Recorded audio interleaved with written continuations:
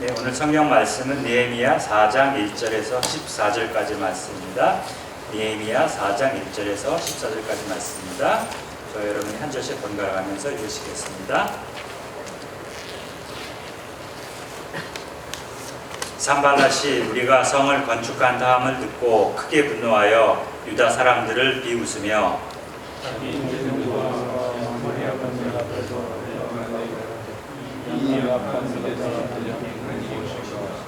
스스로 경고하게 하려나 제사를 드리려나 하루의 일을 마치려나 불탄 돌을 무더기에서 시기를 주려나 암몬 사람 도비아의 곁에 있다가 이르되 그들이 건축하는 돌 성벽은 여호가 올라가도 곧 무너지리라 하더라. 우리 하나님이여 주옵소서. 우리가 업신여김을 당하나이다. 원하건대 그들이 하는 것을 그들에게 보이리라. 주 앞에서 그들의 악을 덮어두지 마시며 그들의 죄를 도말하지 마옵소서.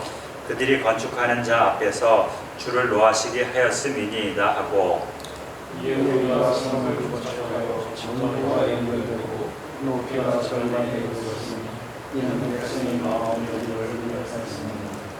산발락과 도비아와 아라비아 사람들과 암몬 사람들과 아스돗 사람들이 예루살렘 성에 중수되어 그 허물어진 틈이 메꾸어져 간다함을 듣고 심히 분노하여 그의 괴하기를 전사하여 와서 지치고 그곳을 요란하게 하다. 우리가 우리 하나님께 기도하며 그들로 말미암아 파수꾼을 두어 주야로 방비하는데 유다 사람들이 이르기를 큰 무리가 자꾸 너만큼 신을 나는 자의 힘이 많다고 쓰니 우리가 성을 건축하지 못하리라 하고 우리의 원수들은 이르기를 그들이 알지 못하고 보지 못하는 사이에 우리가 그들 가운데 달려 들어가서 살육하여 역사를 그치게 하리라 하고 그 원수의 근처에 거주하는 유다 사람들로 각지에서 와서 너희에게 말하는데 너희가 우리에게로 와야 하리라. 내가 성벽 뒤에 낮고 넓은 곳에 백성이 그들의 종족을 따라 칼과 창과 활을 가지고 서 있게 하고 내가 돌아본 후에 일어나서 귀족들과 민장들과 남은 백성에게 말하기를 너희는 그들을 두려워하지 말고 지극히 크시고 두려우신 주를 기억하고 너희 형제와 자녀와 아내와 집을 위하여 싸우라 하였느니라. 아멘. 이 시간 이기성 목사님 나오셔서 포기하고 싶을 때라는 제목으로 설교 말씀 주시겠습니다. 많은 은혜 받으시기 바랍니다.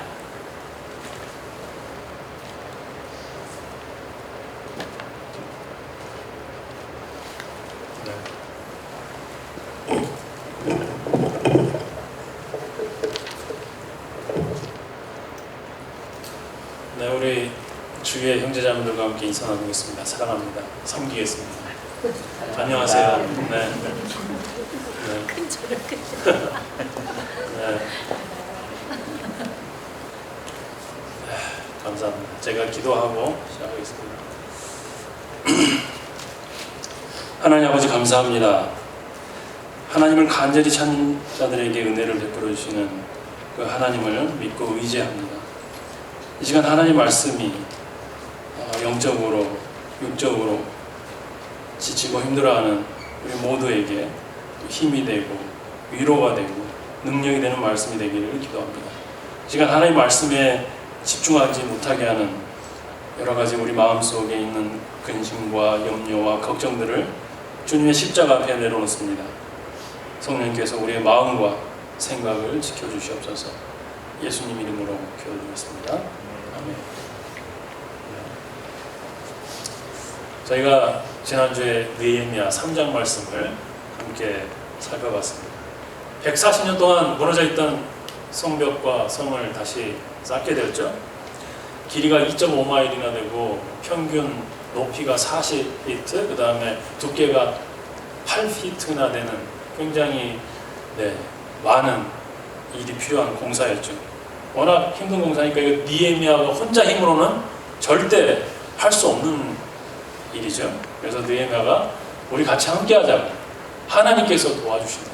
또 하나님께서 하신 일이니까 같이 합시다 해서 이스라엘 유다 사람들이 전부 다 힘을 합쳐서 성을 쌓기 시작했습니다.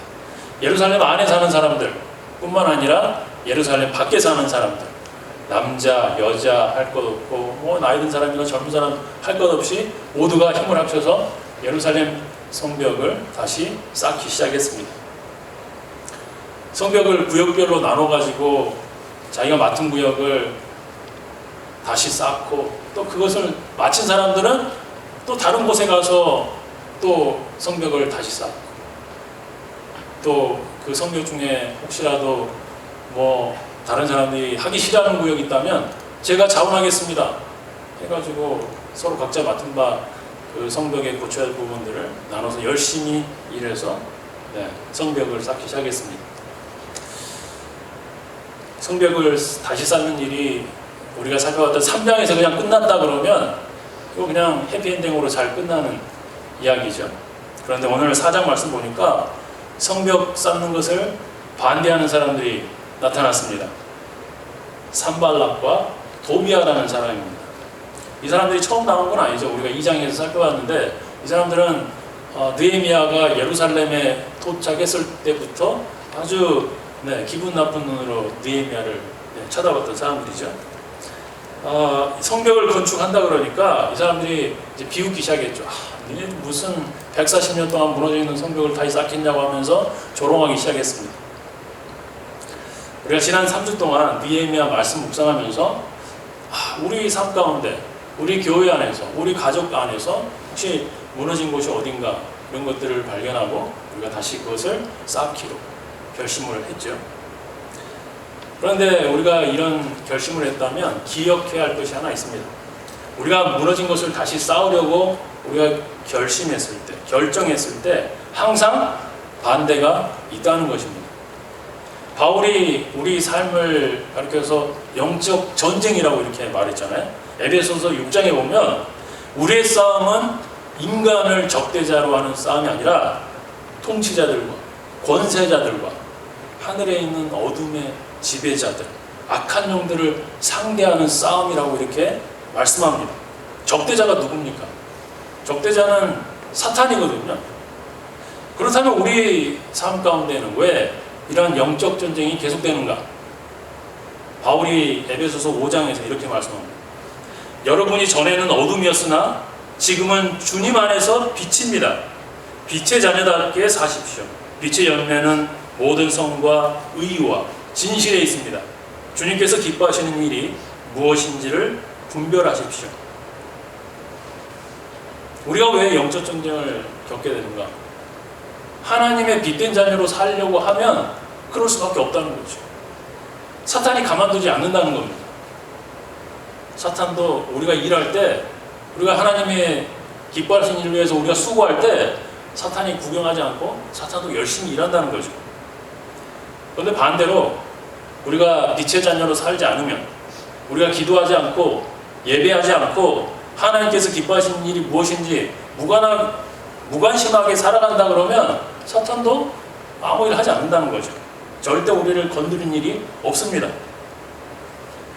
가만히 놔두면 알아서 망하는 인생인데 뭐라고 사탄이 그렇게 수고하겠습니까?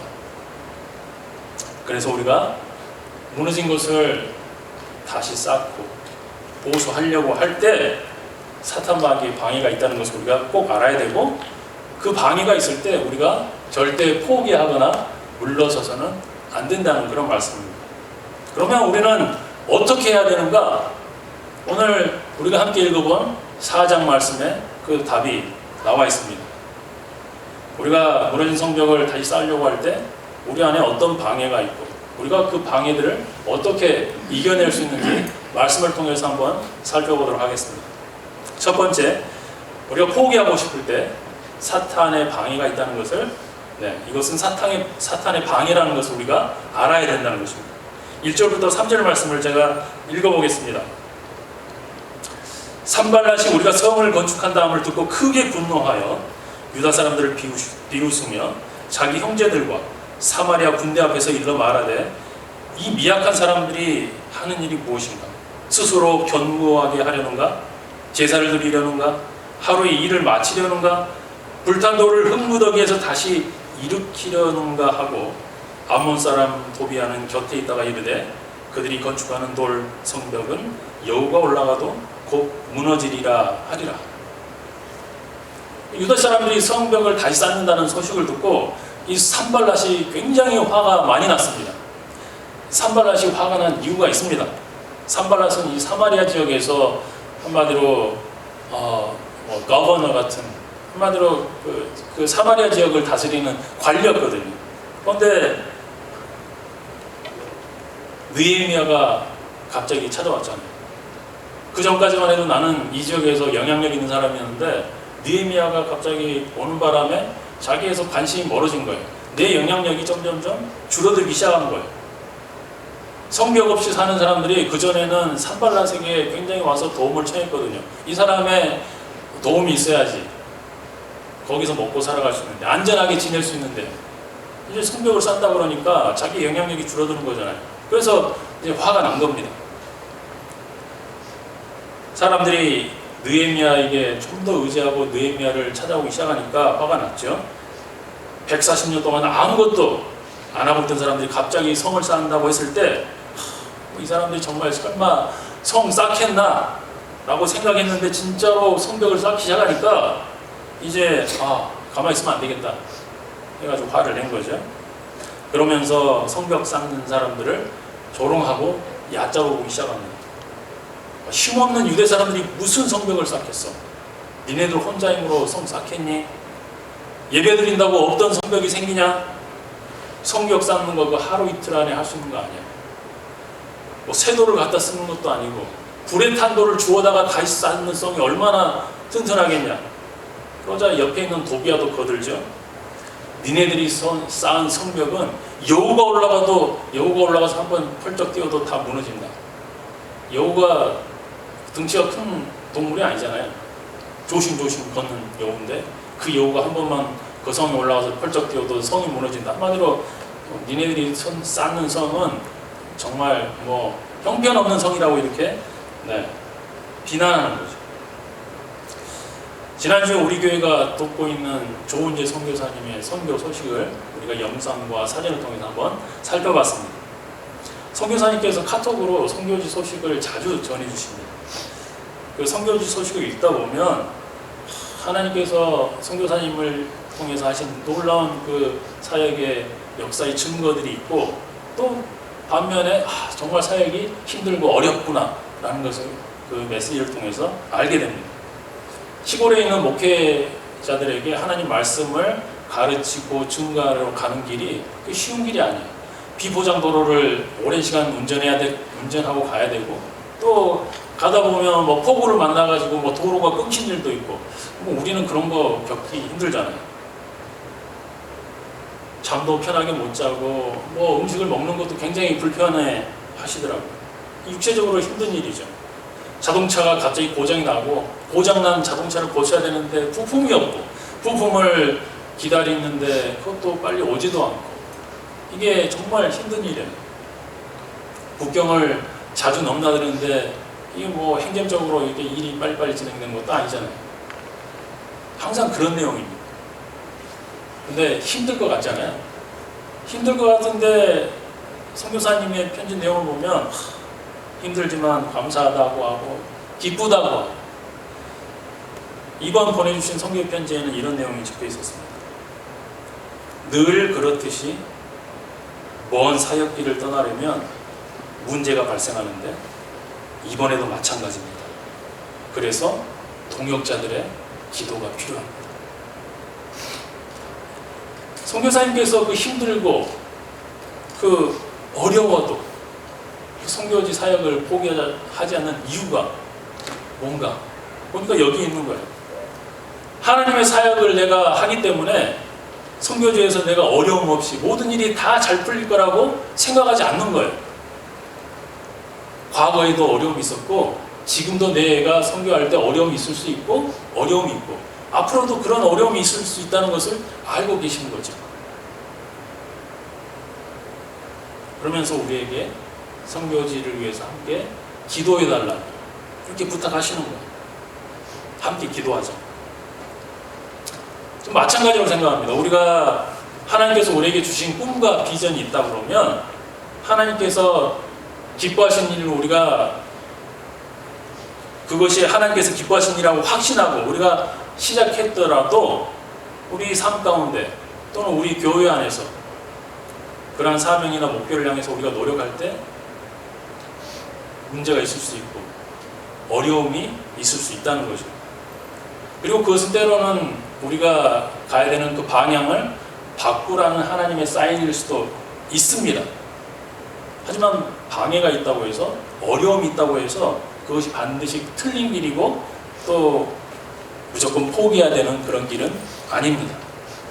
우리가 기도로 시작한 일이라면 그 과정에도 기도가 있어야 되고 그 끝을 맺을 때도 우리가 기도로 끝내야 됩니다. 느헤미야는 예루살렘 성벽을 쌓기 전에 기도로 시작했죠. 오늘 산발락과 도비아가 택도 없는 일이라고 비난하고 조롱했을 때도 하나님께 기도했습니다. 4절 5절 말씀을 제가 읽어보겠습니다. 우리 하나님이여 들으시옵소서. 우리가 업신여김을 당하나이다. 원하건대 그들이 욕하는 것을 자기들의 머리에 돌리사 노략거리가 되어 이방에 사로잡히게 하시고 주 앞에서 그들의 악을 덮어두지 마시며 그들의 죄를 도말하지 마옵소서. 그들이 건축하는 자 앞에서 주를 노하시게 하였음이니이다. 느헤미야 기도는 어떻게 보면 예수님께서 우리에게 가르쳐준 기도하고 굉장히 다르죠. 예수님께서는 우리에게 원수도 사랑하라고 하셨는데 굉장히 심한 기도입니다. 느헤미야가 이렇게 기도한 이유는 산발락과 도비아가 주재판 못했기 때문에 그렇죠.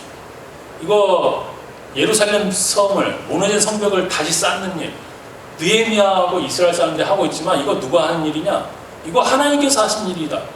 하나님께서 하신 일인데 그 일을 두고 니들 헛수고 한다. 그게 그 성이 세워지겠니? 이렇게 비난하는 거 하나님 욕하는 거라는 거죠. 교회 안에서도 마찬가지입니다. 우리가 산발락과 도비아 같은 사람들이 있으면 하나님 일 할 수가 없습니다. 교회 주인은 예수님이잖아요. 그럼 교회는 예수님이 기뻐하시는 일들을 준비하고 행해야 되거든요. 근데 교회 안에서 내 뜻대로 안 된다고 기분 나빠하고 교회 안에서 나의 영향력이 얼마나 되는지 이런 것들을 확인받고 싶어하는 사람들, 그렇게 존재감을 드러내는 사람들이 교회 안에 있다면 그런 교회는 하나님의 일을 할 수가 없습니다. 우리가 기도하지 않고 말씀 보지 않으면 산발락과 도비아 되는 것은 시간 문제죠. 우리 교회 안에 그런 분들이 없습니다. 왜냐하면 우리가 하나님께서 기뻐하신 그 뜻을 이루어드리기 위해서 우리 교회가 무엇을 해야 될지 그런 것들을 결정해야 되는 그런 위치에 있는 분들이 항상 기도의 자리에 함께 나와서 기도하고 있기 때문에 그렇습니다. 교회에서 교회 일을 결정하는 사람은 누구냐? 그런 사람들은 직분자들이 아닙니다. 누가 결정해야 되냐? 기도하고 말씀 보는 사람들이 하나님의 교회를 위해서 하나님께서 기뻐하시는 일들을 행하고 준비하는 사람들이 되는 것입니다. 우리 교회 안에 직분자들이 기도하고 있기 때문에 우리 교회는 하나님께서 기뻐하시는 일들을 할 수 있는 것입니다. 산발락과 도비아의 그런 비난과 조롱에도 불구하고 느헤미야가 하나님께 기도했을 때 그 결과가 어땠는지 한번 살펴보겠습니다. 6절 말씀이죠. 이에 우리가 성을 건축하여 전부가 연결되고 높이가 절반에 이르렀으니 이는 백성이 마음들여 일을 하였습니다. 백성이 마음들여 일을 하였습니다. 거기 보면 이에 우리가 성을 건축하여, 이거 영어로 보면 So we built the wall 이렇게 돼 있거든요. 그러니까 산발락과 도비아가 니네는 안 돼, 그만해, 택도 없어 막 이렇게 말하고 있을 때 그냥 무시하고 성벽 쌓았다는 거죠. Whatever. 그냥 우리가 성벽 쌓을 일 그냥 성벽 쌓은 거예요. 우리가 무너진 성벽 다시 쌓으려고 할 때 분명히 방해가 있습니다. 사람이든 사탄이든 환경이든. 근데 그때 우리 포기하지 않고 기도하면 됩니다. 기도하지 않으니까 포기하게 되는 거예요. 우리가 기도하면 하나님께서 우리 편에서 싸워주시기 때문에 어떤 방해도 우리가 다 이겨낼 수 있는 것입니다. 두 번째, 우리가 포기하고 싶을 때 하나님께서 하시는 일을 기대하는 것입니다. 이제 성벽을 곧 완성할 것처럼 보였잖아요.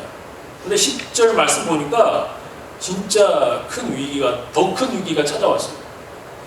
10절 보니까 유다 사람들은 이르기를 흙무더기가 아직도 많거늘 짐을 나르는 자의 힘이 다 빠졌으니 우리가 성을 건축하지 못하리라 하고, 이 140년 동안 무너져 있던 그 성벽을 다 연결했잖아요. 그리고 그 성의 높이, 그 평균 높이가 40피트인데 반을 쌓았다고 그랬으니까 20피트까지 쏟아 올린 거잖아요. 그런데 그렇게 쌓아놓고 갑자기 이제는 더 못하겠다고 이제 손 놓는 거예요. 그 이유가 있습니다. 유대 사람들이 성벽을 다 두르고 절반 높이까지 쌓았을 때는 믿음으로 한 일이거든요. 6절 후반부에 이렇게 나오거든요. 이는 백성이 마음들여 일을 하였음이니라. 마음들여 일을 하였습니다. 이 마음이 누가 주신 마음인가? 이거 하나님께서 주신 마음이거든요. 다른 말로 하면 믿음으로 쌓았다는 거잖아요. 근데 그 마음이 무너진 거예요. 그 믿음이 사라진 거죠. 처음 시작할 때는 기대도 있고 열심도 있고 해서 믿음이 있었는데 중간쯤 지나니까 이제 열정도 식고 믿음도 식어버린 거죠. 항상 중간에 위기가 있습니다. 중간에 우리가 무슨 일을 계획하고 열심히 하다가도 중간쯤 되면 지쳐가지고 그만 하게 되잖아요. 뭐 다이어트도 마찬가지고 뭐 무슨 1년에 내가 성경 어떻게 뭐 일도 하겠다 해도 중간에 다 그만두게 되는데 중간에 항상 위기가 있습니다. 그 영어 표현 보면 midlife crisis라는 표현 있잖아요. 우리가 뭐 20대, 30대는 뭐 목표를 향해서 열심히 일하잖아요. 근데 40대, 50대, 60대 되면 내 인생에 이제 뭐 공부할 거, 뭐 PhD까지 다 끝나고 이제 더 이상 할 것도 뭐 그동안 세웠던 목표 뭐 특별한 거 없거든요. 그러면 그때 되면은 목표가 사라지니까 이제 과거를 돌아보거든요. 지나온 과거를 돌아보면서 그때 이렇게 했어야 되는데 그때 내 꿈이 내 계획이 이렇게 잘못된 것은 그때 내가 이런 결정을 잘못해서 그런 거야 하면서 과거를 돌아보면서 후회하면서 앞으로를 계속 걱정하니까 이 midlife crisis가 생긴 거거든요.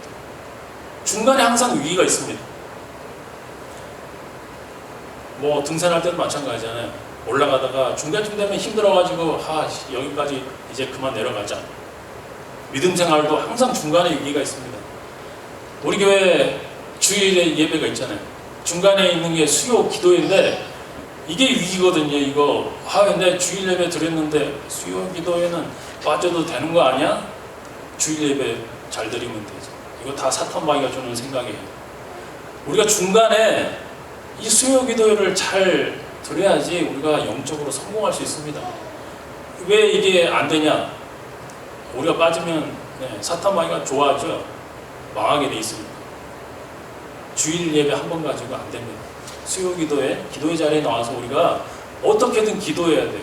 우리가 무너져 있는 거 뭐냐 했을 때 제가 봤을 때는 우리 교회뿐만 아니라 크리스천들의 삶 가운데 가장 무너져 있는 곳은 기도 생활. 우리는 너무 바빠서 기도 못하고 할 게 많아서 기도 못하고 피곤해서 기도 못하고 기도 못하는 이유가 너무 많아요. 사탄 마귀가 하지 못하게 막는 거죠. 그럴 때 중간에 우리가 그 위기를 딛고 일어나야 됩니다. 유다 사람들이 성벽 다 연결했고 절반의 높이까지 쌓았는데 왜 갑자기 믿음이 약해졌을까? 왜 이 사람들이 갑자기 믿음이 약해졌을까? 중간까지 쌓고 나서 본 거예요. 뭘 봤냐면 아직까지 남아있는 흙무더기를 본 거예요. 이 흙무더기를 보고 나서 이렇게 고백하잖아요. 우리가 성을 건축하지 못하리라. 우리가 성을 건축하지 못하리라. 이게 히브리어 성경 보면 우리가 2번이나 반복되거든요. We ourselves. 우리는 절대 안 돼. 우리는 절대 못 사. 우리 힘으로는 절대 안 된다. 이거 누가 했던 말입니까? 이거 산발락과 도비아가 했던 말이거든요. 열심히 하다가 믿음이 사라지니까 산발락과 도비아가 했던 말들을 이 사람들이 하고 있는 거예요. 이게 사탄 마귀가 하는 일이 이런 거죠. 우리가 뭘 하다가 안 되는 상황, 힘든 상황에 딱 부딪히잖아요. 그럼 거기에 집중하게 만들어요. 이미 한계 있는데 그동안 열심히 기도했었고 그동안 열심히 예배 드렸었고 그랬는데 뭔가 내가 중간에 뭔가 뭐 막히고 힘든 일이 생겨가 중간 스탑되잖아요. 그러면 그거에 집중하게 만들어. 그 문제에 집중하게 만들고 다시 그 자리에 못 들어가게 만드는 거예요. 너는 능력 없어. 너 혼자 있는 거 안 돼. 항상 넘어지는 나를 바라보게 만들죠. 우리가 하나님을 일한다고 하면서 나를 바라보면 항상 무너지게 되어 있습니다. 나는 연약한 존재잖아요. 난 능력 없는 사람이거든요. 믿음이 좋다는 것은 무엇인가? 믿음이 좋다는 것은 나를 바라보는 것이 아니라 하나님 바라보는 것이 믿음이 좋은 겁니다. 성경에 하나님께서 사용하시는 사람 기준 그거 딱 하나거든요. 하나님을 바라보고 의지하는 사람, 이 사람을 하나님께서 사용하시는 거거든요. 모세 보세요. 모세가 능력 있는 사람입니까? 모세는 나이 80살에 광야에서 양 치는 사람이었잖아요. 요즘으로 하면 처가살인가요? 진짜 처갓집에서 처가살이 하고 있던 사람이었잖아요. 능력 없는 사람인데 뭐 이집트 왕자로 40년 살았지만 40년 뒤에 그거 기억하겠어요? 그동안 배운 거 다 잊어버리고 이제 다시 가면 그 생활을 못 살거든요. 근데 하나님께서 이 능력도 없는 사람을 왜 사용했을까요? 나이 많고 저는 말주변도 없어가지고 바로한테 보내면 안 됩니다 라고 안 된다고 했는데 하나님께 순종하고 나아가니까 하나님 의지하니까 그래서 사용한 거잖아요. 다윗도 마찬가지입니다. 선지자 사무엘이 다윗 아버지 이세 집에 누구죠? 사울왕이 이제 망했으니까 새로운 왕 세우러 갔잖아요. 아들들 다 나와 있는데 다윗만 없었거든요. 아버지도 신경 쓰지 않는 아들이에요. 별로 중요하지 않죠. 혼자 나가서 양치고 있었는데 아들이 있나 생각하면 다윗이 있었네 이 정도거든요. 근데 다윗이 어떻게 했죠? 골리앗과 싸웠잖아요. 그 위에 있는 형들 다 빼고 다윗이 능력이 있어서 골리앗과 싸웠나요? 그렇지 않습니다. 골리앗에 비하면 다윗 아무것도 아니었거든요. 사울왕이 다윗이 누구죠? 네, 골리앗하고 싸운다고 했을 때 어떻게 말했습니까? 야, 너 지금 그대로 나가면 골리앗한테 맞아 죽는다. 내가 가지고 있는 갑옷이나 칼이라도 좀 들고 나가라 했을 때 다윗이 그랬잖아요. 그 필요 없다. 나는 저 골리앗이 칼과 단창으로 나가지만 나는 여호와 이름을 의지하고 나간다. 하나님 의지하고 나간다는 거잖아요. 다윗이 싸움을 잘해서가 아니라 다윗이 뭐 훌륭한 무기 든 것도 아니었잖아요. 돌팔매 5개, 돌 5개 들고 나가서 던졌는데 그거 맞고 쓰러졌잖아요. 하나님을 의지하는 사람을 하나님께서 사용한다는 거예요. 우리 삶에 무너진 것 다시 쌓을 때 내 능력으로 쌓으려고 하면 이거 망합니다. 무너집니다. 하나님 바라보고 하나님을 의지하고 쌓으면 잘 쌓을 수 있습니다. 우리 아이들도 마찬가지로 우리 아이들의 미래를 평탄한 길로 인도하실 분이 누구냐? 우리 아이들에게 너 열심히 해, 뭐해, 공부해 이렇게 뭐 한다고 되는 거 아니에요.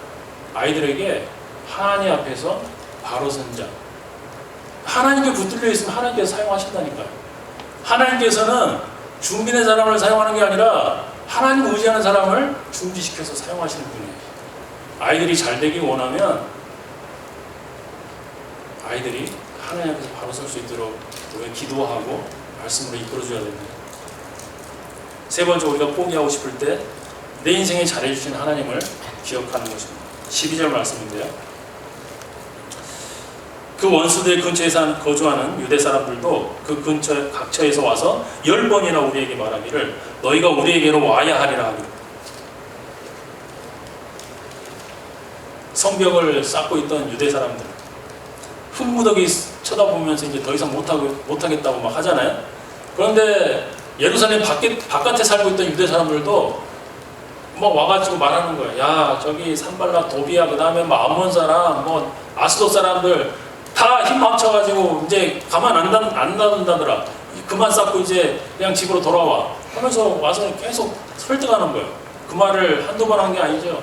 10번이 하는 거니까 계속 와서 또 말하고 그렇게 한 거예요. 뭐 이러면 못하죠. 그러자 느헤미야가 이렇게 말하거든요. 14절 말씀인데요. 내가 돌아본 후에 일어나서 귀족들과 민장들과 남은 백성에게 말하기를 너희는 그들을 두려워하지 말고 지극히 크시고 두려우신 주를 기억하고 너희 형제와 자녀와 아내와 집을 위하여 싸우라 하셨느니라. 우리가 포기하지 않으려면 어떻게 해야 되냐? 이 하나님, 지극히 크시고 두려우신 하나님, 이 하나님을 기억해야 되고, 또 형제, 자녀들, 아내와 집, 가족들을 위해서 싸우라는 거죠. 포기하지 말라는 거죠. 지극히 크시고 두려우신 하나님, 어떤 분이신가요? 이집트에서 종살이하던 이스라엘 민족을 이끌어내신 하나님이잖아요. 하나님께서는 항상 자신을 소개할 때 I'm Yahweh who brought you out of the land of Egypt라고 소개하시거든요.